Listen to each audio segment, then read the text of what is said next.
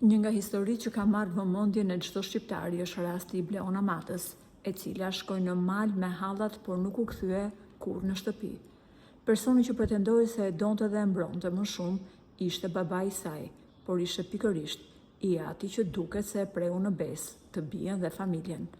Ai tërhoqi nga policia çdo denoncim që u bë, duke lënë të hapur pistën e dyshimeve, se ai bashkë me motrat e tij e di shumë mirë se ku ka shkuar e bia.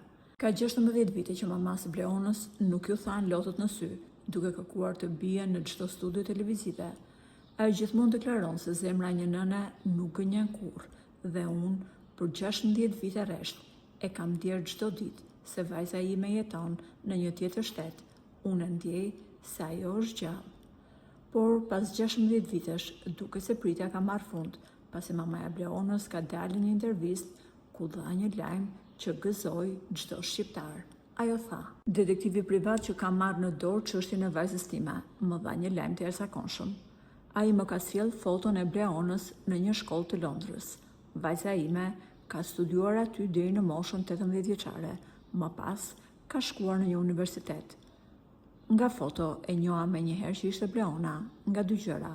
E para, nga nishani që ka në fytyrë, që ishte eksaktësisht aty ku e ka pasur i me bi, dhe nga një shenjë tjetër e vogël që ishte një djegur në qafë.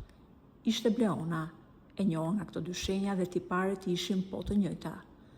Detektivi është lidhur me shkollën ku ka studiuar Bleona dhe tashmë policia anglisë është vënë në lëvizje pas asaj fotoje që i kemi çuar, të parë se në cilën shkollë ka shkuar më pas Bleona dhe ku e ka aktualisht adresën e banimit.